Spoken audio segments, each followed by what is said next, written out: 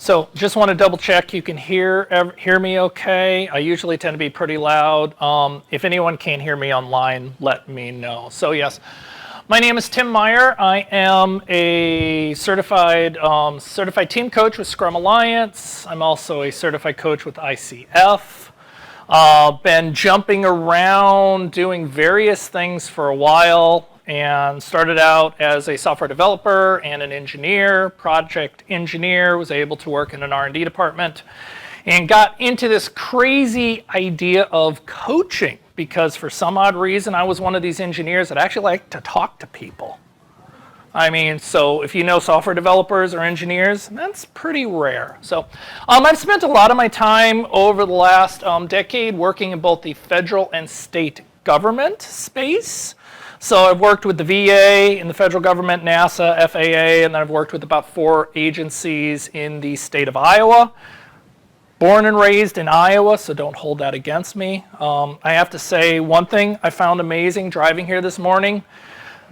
Austin really, really takes traffic jams up to the next level. I've actually driven in downtown Chicago, and I think it's worse here. So all right, so wanted to get started. Wanted to put this talk together, talk about what does a Scrum Master need to know about culture. So I started, looking up online, what are people saying about culture? What is the most information we have about culture? And I see these things here, like culture is recruiting as product is to marketing. And then also, corporate culture is the only sustainable competitive advantage that's completely within the control of an entrepreneur.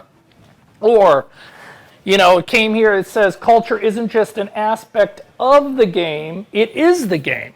So there's a lot of people saying how important culture is.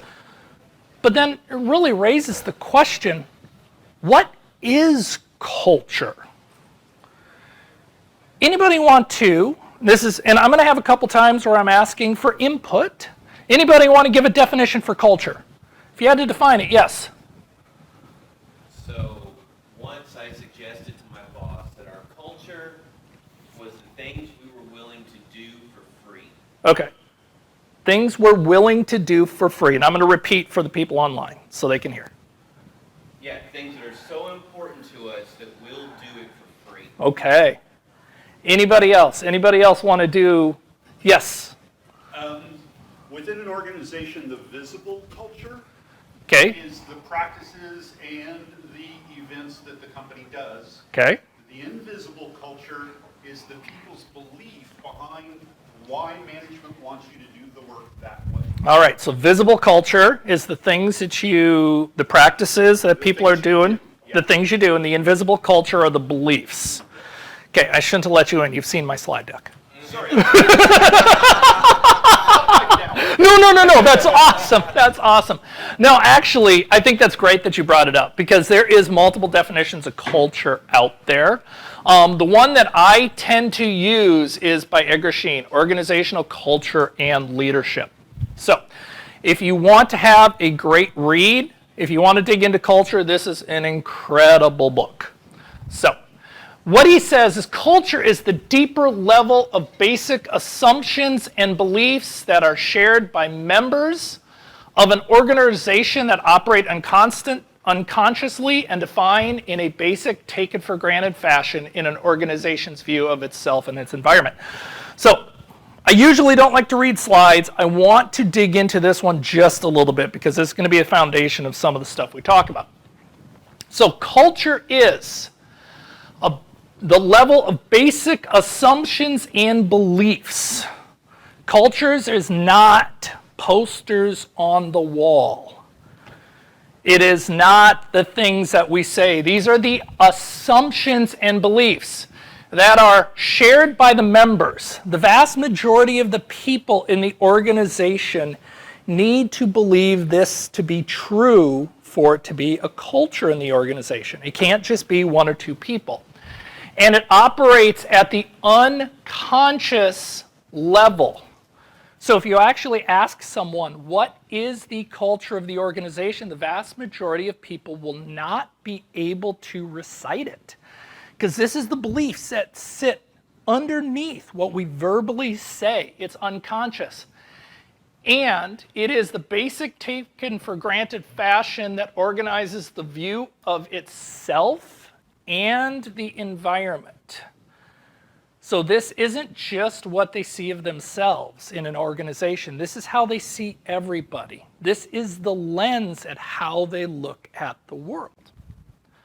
So Edgar Sheen's culture model, and this is kind of, we're going to dig into what you were saying, he has 3 different levels that build on top of each other: artifacts, espouse beliefs, and underlying assumptions. So artifacts are the visible and feelable structures, the processes and observed behaviors. Give you an example. I worked at one particular organization. They were a health insurance company, 5-story building. IT was on level 2. IT was completely unfinished, concrete floors, open steel. But the way the cubes were set up, she had desks all the way down like this where the developers sat at each other, but the manager was at the end of the line, and he could see, or she could see down the line to see who was there and what they were doing. Get up to the C-suite. 5th floor, it's in the corner of the building, had its own elevator. Wood panel walls. Every person in the C-suite had their own room and had their own office. But in front of them, they had their assistant. And to get into their office, you had to go through the assistant space. Those are the visible, feelable structures. Now, the espouse beliefs. This is what was stated by the companies, the goals, the values, the aspirations. A lot of times you'll see this on posters. You'll see this on the side of the wall sometimes. Some of the espouse beliefs I saw in this organization was I was 4 cubes from one of the VPs of project management. I stopped by one time because I had to actually walk by his cube every morning to go, use the restroom.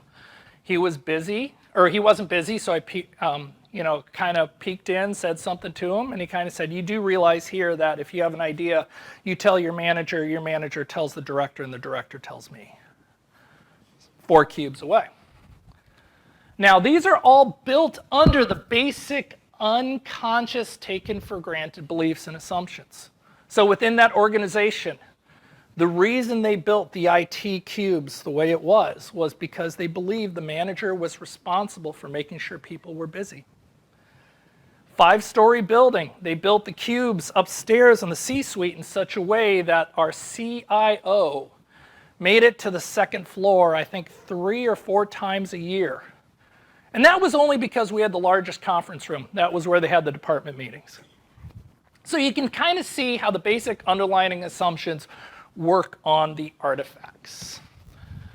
So Edgar Sheen goes on and talks about what is the only thing of real importance that leaders do is create and manage culture.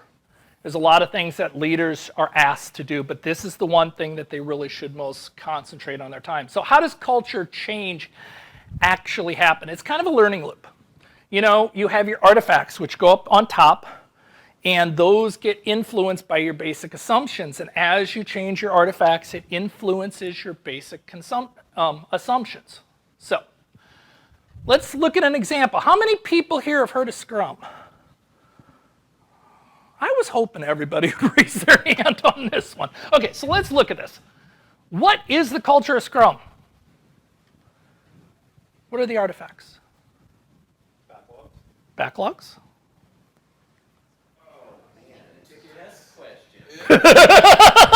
I know, I shouldn't be doing this in the morning. Right? There's the sprint backlog, the product backlog, The and the sprint goal. 3, 5. Scrum guy. Not a Scrum guy. So for those who want to look at, we look at Scrum, there's a 3-5-3. There's the roles, artifacts, and artifacts, events, and roles. Man, I'll tell you, I'm already haven't had enough coffee. So we have the espouse beliefs. What are the espouse beliefs of Scrum? Oh, the acronym is CFORK.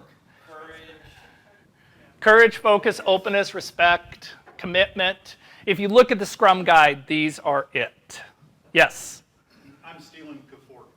I've never heard confork either. I like it. Fork with two C's. They went with a fork. I like that. So what are the basic assumptions that go under Scrum? And the reason we're doing this is I'm helping dig into this idea of what is the culture. What is our basic assumptions that usually fit into Scrum? Everybody is playing to the best of their ability. Base of their ability. So what I put in here is Scrum is fundamentally built on the 12 Agile principles. Now, you could argue it's probably built on lean practices too, but depending on where your organization is. So, do we kind of understand culture? Is this kind of making sense here? All right. So what we're going to do is we're going to look at when we change culture. What happens if you just deal with the artifacts? How many people have seen an organization where they come in and all they do is they teach Scrum and they don't go anywhere else from there? How well does that work? It doesn't work at all, because we're going to, if we ignore the Imperial and Lean, if we ignore the Agile principles, we begin with tools and trainings, and the results is the existing beliefs and values and assumptions are not questioned. What we're working on disappears. They quit doing the practices. All right, so what happens if we come in and we're going to spend 7 months just talking about the Agile principles? Does that work? Or 2 weeks or a week or whatever? No. What happens is the work fundamentally doesn't change. How we're doing the work doesn't change. So you really need to do both of them. So you have this cultural learning loop that is necessary in order to get culture change to work. How many people kind of say this is kind of obvious? This makes sense. Because this is usually the thing I see.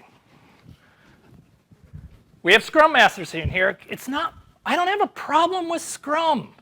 It's the rest of the company I'm having a problem with. If they would just listen to me, why on earth we would have no problems? Okay, so let's dig into this. Let's look at what we've learned about culture and dig into what can be done. So let's assume you're working for Big Corp LLC. And you're here. You're in custom development. You're working internally, you're helping your group. You got a small group, you're looking and you're writing your software. And what you're going to do is you went to a talk at this place here in Austin, and you learned a little bit about culture. And you decided, you know what I'm going to do? I'm going to start applying this. I'm going to start looking at my company. I'm going to start doing a mapping of my culture. All right, so we look at the custom dev, realize that we're working under this great director. This director has implemented the Agile principles. This director's totally on board. Kind of insulates everybody from the organization. And you've got this culture within the custom dev group of basically Scrum. You're doing the 3-5-3, you're following the Agile principles. And then you start looking outside that culture. You look at the C-suite, you look at what they ask for. So they've got the PMO office, they want project plans, they want to know exactly when things are going to get done. They believe in this division of labor. We're going to separate you into COTS products, into custom development, to operations, HR, things like that. And they're really built under this assumption: managers know best, workers need to be controlled. And if we would just plan a little bit better, we'd be able to figure out when we're going to get stuff done. So what happens is you start mapping this culture, and what you actually get is what we call a cultural bubble. So you can, within your organization, get subcultures within larger cultures. Now, little thing here. Since we're at an Agile conference, I put the Agile stuff green, the other part red, okay? So the reality is there is no such thing as a good culture or a bad culture. It is what is the culture able to provide what is needed.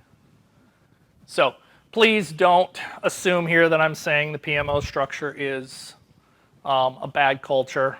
I am certified as a PMP and a PGMP from long time ago. Apologize in advance. But if you actually look at the different cultures, what you'll see is that we have basic different assumptions, we have different artifacts.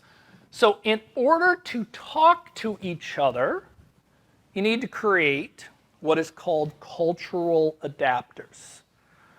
Now, what you'll find out is most people who work in an organization, if you've been there long enough and that has different cultures, you probably do this subconsciously. You're probably already creating these. So what is a cultural adapter? So this is where I want to spend a little time looking at this. Is cultural adapters are ways of working. They're artifacts. They're the high levels ways of working that bridges the different assumptions and beliefs within the culture. So if we look at this, we have on the right side here, we've got the Scrum culture. And then on the left side, we have more of a PMO culture. If we want to have the two working together, we need to build what we call cultural adapters. If you're in software development, this could be like similar to APIs. These are APIs between the different cultures within the organization. You have a set way of talking, but you don't have to worry about what's going on the other side because you made this agreement on how are we going to talk to each other. Caveat on this. The bigger the difference between the assumptions and the espoused beliefs, the harder it is to develop a cultural adapter that both cultures will accept. This doesn't just apply to businesses. This applies if you're working, anywhere. This is the way a lot of different cultures talk to each other. We work through cultural adapters. The other thing is cultural flexibility will also influence the development of adapters. Cultural flexibility is how much are the parts within the culture, these unstated assumptions, how rigid are they and how flexible are they? Different cultures have different flexibility within that. Is this making sense so far? Do we have any questions online yet? No. Okay. I have a question. Yes. Are you familiar with API? What's that stand for? Oh, good grief. I've used, help me. It's application programming interface. Application programming interface. I'm sorry, I've been using that term for so long I forgot what it stood for. So, it is basically, it's a set way, like for different computer systems, it's a set predefined way of communication. So you don't need to know what's happening on the back end. All we know is that for you to get this information, I want you to ask in this way, and then I will give you the information back. And it serves as a way of doing separation of concerns in the IT, in software engineering, so you don't have to have them kind of hard-coded to each other. And I'm doing a terrible job explaining it. So, all right. So one thing you need to know about when you work with these cultural adapters. If you look at the Cynefin framework, how many people have seen this before? Okay. Cynefin framework talks about, it's a sense-making framework. It talks about what kind of problems you have. You have the idea of clear problems, complicated problems, complex problems, and chaotic problems. Clear problems would be something like, what is the limit on your credit card? Can you buy this? You're either above your limit or you're below your limit. Very clear rules. These are best practices. Complicated problems are the kind of things that can be known from, if you have known set points, you can figure out what the results are. Complicated might be if you know how to diagnose like an engine on a car. Not everybody knows how to do it, but if you have an expert, they can do that. Complex problems, you cannot know at the beginning with the inputs what the outputs are going to be. Meaning if you get up in the morning and it's 72 degrees outside and 5-mile-an-hour wind, you have no idea based on that inputs what the weather is going to be at the end of the day. Weather is complex. Chaotic is something that you really have never experienced. example of chaotic would be like the first couple hours of the attacks of the World Trade Center on 9/11. Literally no idea what's going on. The reason we bring this up is culture change and cultural adapters are in the complex state and the chaotic state. And if things are in complex, what you need to do is probe, sense, and respond. You need to experiment in these spaces. You will not know up front if things are going to work the way you thought. So when you are building adapters, you need to know up front, some things may work and some things may not work. So how do we build adapters? So I'm going to go through kind of a 4-step. This is a high-level step. This is more of an experimentation step. And then I'm going to go into an example of how I've done this before. So first, what we want to do is we want to observe. We want to look at what are the artifacts within the cultures we're dealing with. If we have the Scrum culture and the PMO culture, what are our artifacts? Based on that, we want to assess and expose the values and assumptions which are underlying the artifacts. It's easy to say this on paper. This is really hard to do. This is where if you have any people that can help, some coaches that can help, using powerful questions, trying to dig into what are the underlying assumptions within the organization. I pretty much guarantee you sometime you're going to be totally wrong. And then we want to go into develop, based on these assumptions, we want to try to propose a new common values and assumptions that can be used with each group. And that would create us to implement a new artifact. And that artifact is our cultural adapter. Notice there is loops here. This is a learning loop. Once you try this, you're going to see, okay, go back here, observe, is it working?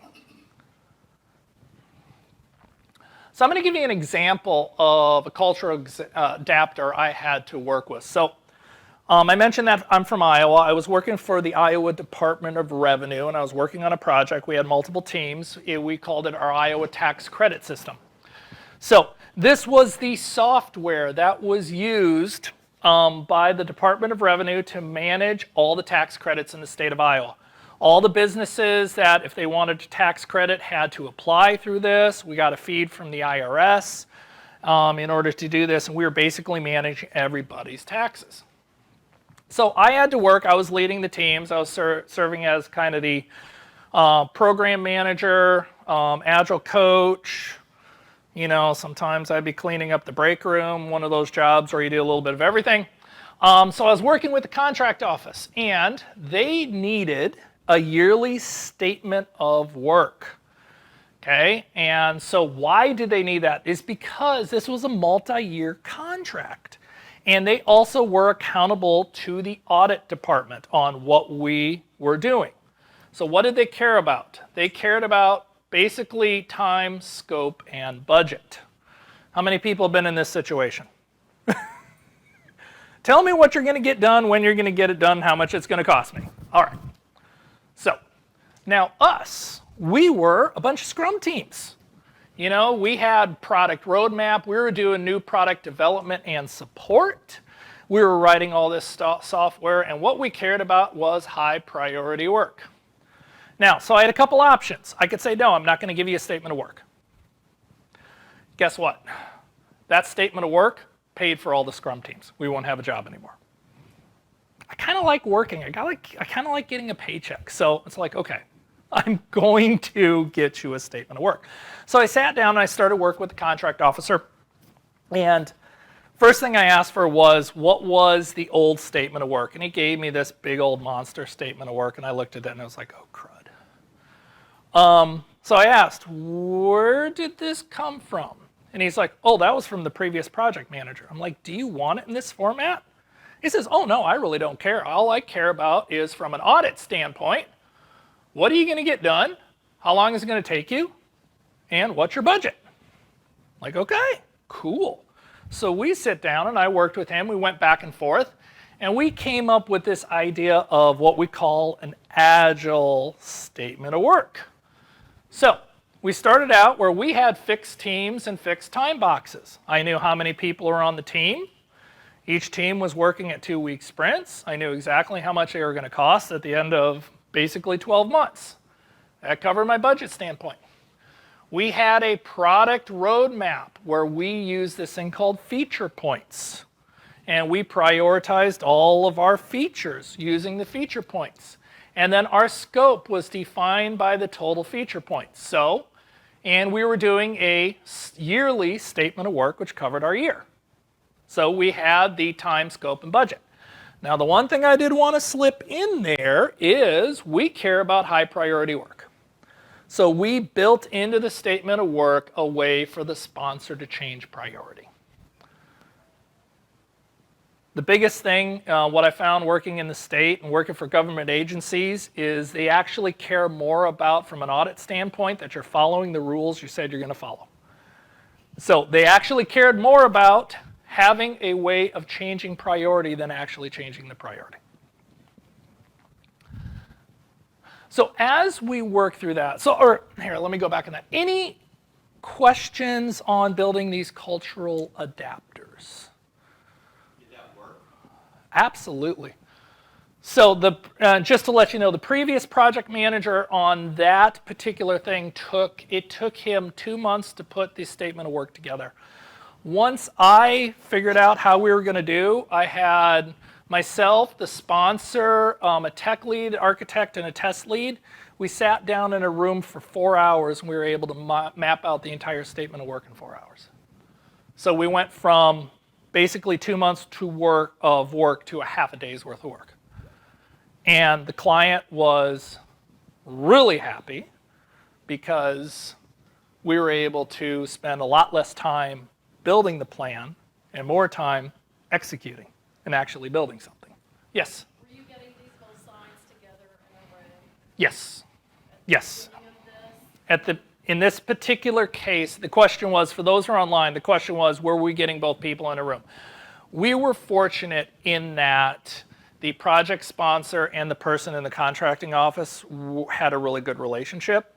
And I was literally about 12 cubes from the contract officer, so I would stop by on a regular basis. When I went through the development of this cultural adapter, it was not a one-time here at the end. I continually worked through that learning loop in order to figure out what was this contracting officer's base understanding and assumptions. So I went through that loop multiple times. Yes, question in the back. So in those four, I mean, you had 12 months of features defined that you had scoped enough to put some kind of a size. Yes. And then did safe agile, I mean, PI planning in 4 hours? So, no, okay. So the question was, we had 12 months worth of features and we had PI planning in 4 hours. No. What we had was we were able to define in our statement of work a high level, what if you were looking at SAFe, almost the epic level, what we would accomplish in the next 12 months. Now the reason we were able to do that is because we built in, from an audit standpoint, this ability to change priority. So we did not go down super deep because we knew we had, from an audit standpoint, that safety valve. But you had enough backlog. We did. We had enough. The question was, do we have enough backlog? Yes, we had enough backlog. This might seem interesting that we had 12 months worth of backlog. We actually had 3 years worth of backlog because what we were doing is we were implementing the tax code for the state of Iowa into a new software system. So some of the stuff we were implementing had been around in the tax code since the 50s. So, sounds fun. We're going to get into some of the examples in the slide a little bit. So one thing I want to do is talk about in these cultural adapters, one thing that's important for you to know is, like we talked a little bit about, this is similar to APIs. If you know anything about APIs, they're very specific between different systems. Cultural adapters are the same. What works from one culture to another culture will not necessarily work somewhere else. And you can see here in this example, we have the custom dev group, and they're working with operations. You might have a cultural adapter to work with them. But then COTS development, you might have a different type of cultural adapter. All right, so we've talked a little bit about what cultural adapters are. We've talked about how to make these changes, how to work on this. So what I wanted to do with the rest of this for the next 10 minutes is cover ways to get started, to kind of, hate to say this, poke the bear, to figure out how can we make some of these changes. Now, all cultural adapters, I said before, are in the complex and the chaotic zone, so you will not know in advance what will work and what will not work. So you have to get into more of an experimentation mode and really kind of looking at what would possibly work. If you work in a bureaucratic organization, this is a great book, The Delicate Art of Bureaucracy. It contains 41 ideas that you can use to kind of start trying to move the needle within a bureaucratic organization. Now, not all 41 of these will apply to every culture. You have to be wise. Know your culture well enough to know what you can try. So what I'm going to do is I'm going to cover a few of them that I think apply to a lot of places. One of these that I love, provoke and observe. So this is the idea that self-organizations are complex and self-healing. It's difficult to impossible to actually know upfront what the underlying assumptions are. So just try something. See what happens. Like, for instance, stop publishing a report to see if anyone notices or comments. Change the way information is exchanged with the customers. Just change the format. See if they like it or hate it. Forget to set up meetings with external groups. As a Scrum Master and then also as a coach, every once in a while I would kind of forget to show up at meetings just to see how good the team was doing. Are they able to handle it without me? I mean, if they call up, where are you? Where are you? It's okay. I know where you are as a team. If I find out they never contact me and they didn't even notice, hey, cool. We're in good shape. So, example on this is when I was working at that state agency and I was working on those on that tax system, we had to send out a monthly report to all the stakeholders to let them know what was going on. And at the end of the monthly report, I started putting a little phrase in the bottom saying, hey, we would love to know how many people are reading this so we can tailor this information. I did this 3 months in a row. And then the last time I said, well, since I've gotten no responses, I was going to stop this thing. I was going to stop the monthly newsletter. I ended up getting one response. It was my boss. I was like, okay. So, and it was like, okay, now can we change how we do this? I mean, I'm spending how many hours on this? So, advertise the cost of compliance. A lot of organizations look at what are the benefits, what are the positive aspects of something, but they don't look at the cost that's accrued from the culture. When I was working at the state of Iowa, they had this idea where they wanted to make sure all deployments were safe. So a manager had to sign off on all deployments to QA, to UAT, to basically any environment. Anytime a developer wanted to put something into the test environment, they had to go get a manager. And so what I ended up starting to do is starting to actually measure what is the waste, the amount of time it took to get this in the QA environment. Fortunately, I had a pretty good relationship with the development manager, and I sat down with her one time and I said, you know, I really appreciate you rubber stamp our deployments. And she's like, what do you mean you rubber stamp? She goes, I don't rubber stamp them. I'm like, there's too many of these for you to actually know what's going on. You call up our tech lead, see if it's good, and then you give it a thumbs up or thumbs down, right? And she's like, yeah. So, okay. So we ended up mapping out how much we ended up using A/B analysis to show how much time it was taking. We looked for a month, how much time it was taking to get everything through our deployment pipeline. And then we tried it without her having to approve the stuff, and we showed a concrete difference. Now, at the end, they still required a sign-off for deployment, or to production. I was like, okay, I can live with that to start out with. We got rid of some of the other ones. So, advertise the cost of compliance. Promote transparencies. Disasters are often public, but the cost of guarding against them is seldom is. So in this particular one client I was working on, every time they did some deployments, or every time they did modifications to a system, they had to work on documentation, like literal paper documentation, so people could print that up.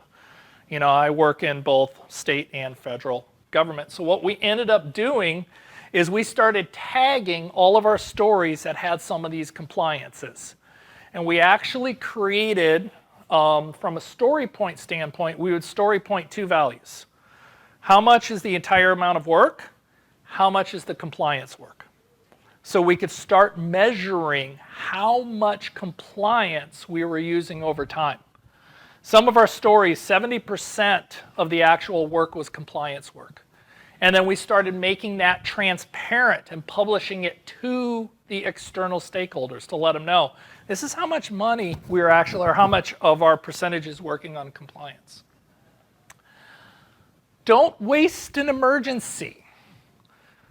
When I was working at the state, we were working with one particular agency that felt like it did not want to share any information with our development team. Our development team was doing the work.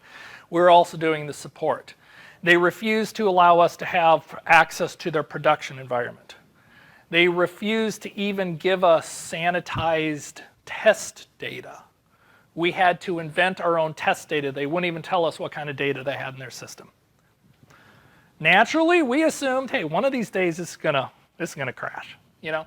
So the day happened, they put something in the system in production and took the entire system down.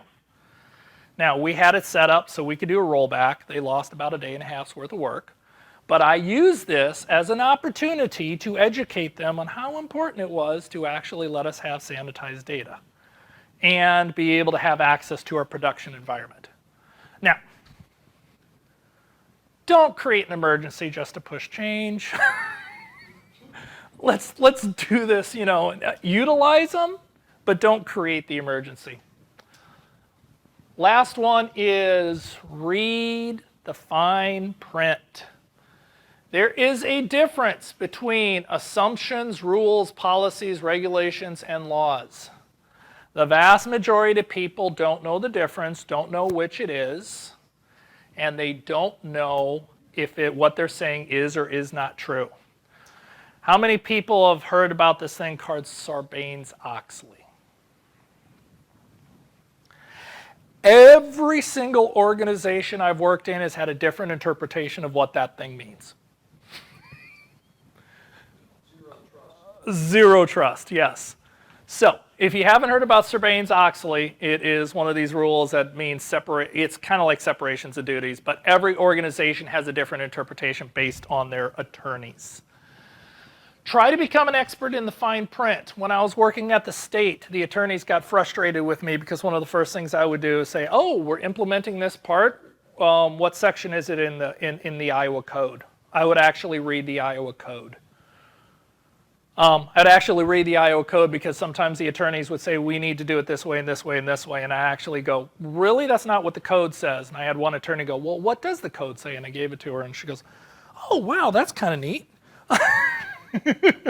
One of the state attorneys. It's like, and we ended up saving a bunch of time on that project too. So once you know, and here's the thing I've used many times, ask for the specific law, policy, or contract just to make sure we're complying. We want to make sure we're complying to this. Can I have this? Can I have the information? Once you know this, you can find creative solutions. One of the last things is find others to help. You cannot do culture change on your own. Remember, this is the underlying assumptions within your organization. You want to change the culture? You need to change the beliefs and the assumptions of almost everyone in the organization. So you can't do that alone.